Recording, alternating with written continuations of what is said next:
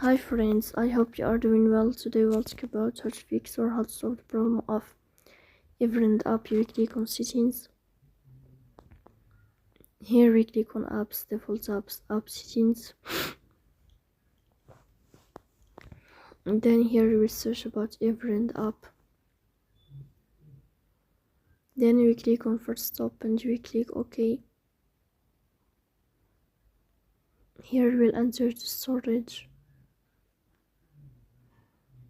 Then here we click on clear cache. Then you will turn off your Wi-Fi and you will turn on off your phone, and you will restart your phone again to fix that problem. So that's all.